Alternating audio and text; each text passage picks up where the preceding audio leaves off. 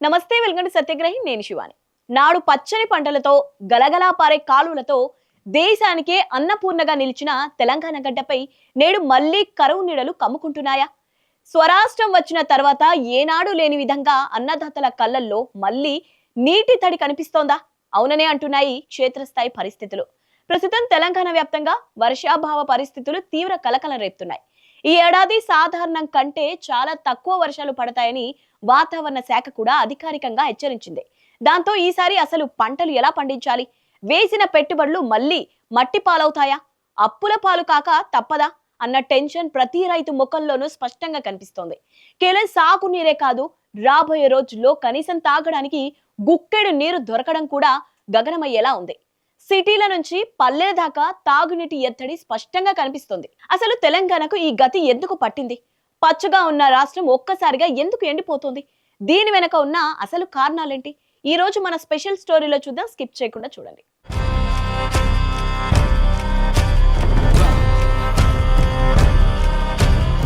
సరిగ్గా ఇలాంటి సంక్షోభ సమయంలోనే తెలంగాణ అన్నదాతలు ఒక మహోన్నత ప్రాజెక్టును, ఆ ప్రాజెక్టుకు నిర్మించిన అపర భగీరథుని గుర్తు చేసుకుంటున్నారు.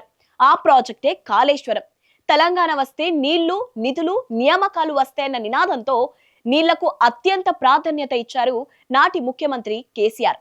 తెలంగాణలో వర్షాలు పడినా పడకపోయినా సముద్రం పాలు అవుతున్న గోదావరి జలాలను ఒడిసిపట్టి ఆ నీటిని అన్నదాతల పొలాలకు మళ్లించాలనే ఏకైక లక్ష్యంతో కాళేశ్వరం ప్రాజెక్టును డిజైన్ చేశారు.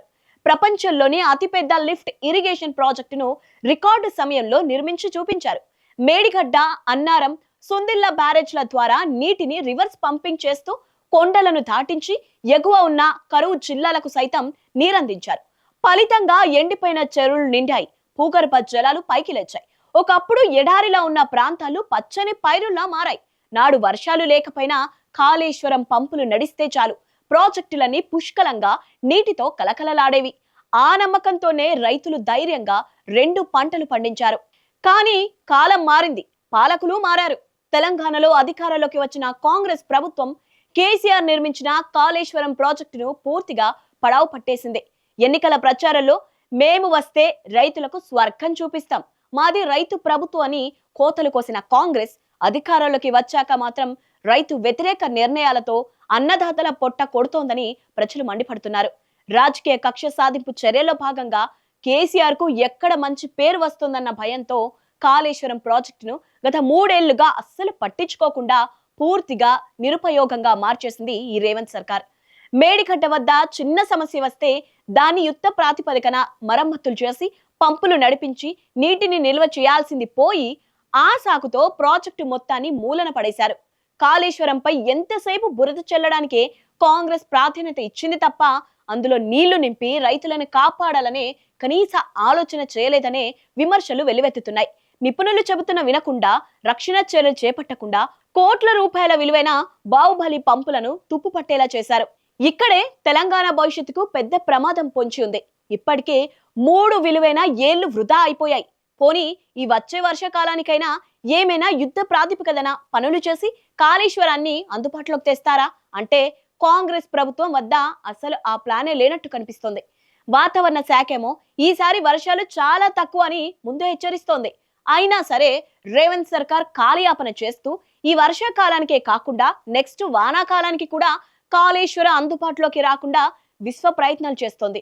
అంటే ఈ ఏడాది మాత్రమే కాదు, నెక్స్ట్ ఇయర్ కూడా తెలంగాణ వ్యాప్తంగా సాగునీటికి, తాగునీటికి అల్లాడాల్సిందే. ఒక ప్రాజెక్టును 3 ఏళ్లు నిరుపయోగంగా ఉంచడం అంటే ఆయా కట్టు కింద ఉన్న లక్షలాది ఎకరాల భూములను ఎడారిగా మార్చడమే.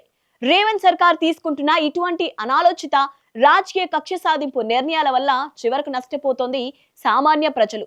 ప్రాణాలు పణంగా పెట్టి దేశానికి అన్నం పెట్టే రైతన్నలు మాత్రమే. అందుకే ఈ రోజు తెలంగాణలో ఏ ఊరి రచ్చబండ దగ్గరకు వెళ్ళినా, ఏ పొలం గట్టిన చూసినా ప్రజల నోట ఒకటే మాట వినిపిస్తోంది: కాంగ్రెస్ నమ్మించి ఓట్లేయించుకుంది, తీరా చూస్తే కరెంటు లేదు, నీళ్లు లేవు. కేసీఆర్ ఉన్నప్పుడు 24 గంటలు కరెంట్ ఇచ్చి కాళేశ్వరం నీళ్లతో చెరువులు నింపారు అని ప్రజలు బాహటంగానే మాట్లాడుకుంటున్నారు. మళ్ళీ కేసీఆర్ సర్కార్కు తెచ్చుకుంటేనే తెలంగాణ బాగుపడుతోంది, రైతాంగం ప్రశాంతంగా గుండె మీద చెయ్యి వేసుకుని పడుకుంటుంది అనే చర్చ ఇప్పుడు ఊరూరా బలంగా నడుస్తోంది. రాజకీయాలు ఎన్నికల వరకే ఉండాలి, కానీ అధికారంలోకి వచ్చాక కూడా కక్ష సాధింపుల కోసం రాష్ట్ర సంపద అయిన ప్రాజెక్టులను పడావు పెట్టడం ఎంతవరకు న్యాయం? రేవంత్ రెడ్డి కాంగ్రెస్ సర్కార్ అనాలోచిత నిర్ణయాల వల్ల తెలంగాణ మళ్లీ కరువు కోరల్లోకి వెళ్తోంది. ఒక్కరిపై కక్ష సాధించేందుకు పచ్చని పొలాలను, అన్నం పెట్టే అన్నదాతలను నిండా ముంచుతున్నారు. ఇదేం రాజకీయాలు, ఇవేం నిర్ణయాలు? కాంగ్రెస్ సర్కార్ వల్ల బాధలు పడుతున్న ప్రజలు కాంగ్రెస్ కు గట్టిగా బుద్ధి చెప్పేందుకు రెడీ అయ్యారు. వచ్చే ఎన్నికలో కనీసం డిపాజిట్లు కూడా రాకుండా బుద్ధి చెప్పాలని డిసైడ్ అయ్యారు. ఇది కన్ఫర్మ్. అసలు కాళేశ్వరం ప్రాజెక్టును రేవంత్ సర్కార్ పక్కన పెట్టడంపై మీ అభిప్రాయం ఏంటో కింద కామెంట్ బాక్స్ లో తెలియజేయండి. ఇలాంటి మరిన్ని ఇంట్రెస్టింగ్ స్టోరీస్ కోసం మా ఛానల్ ఇప్పుడే సబ్స్క్రైబ్ చేసుకోండి.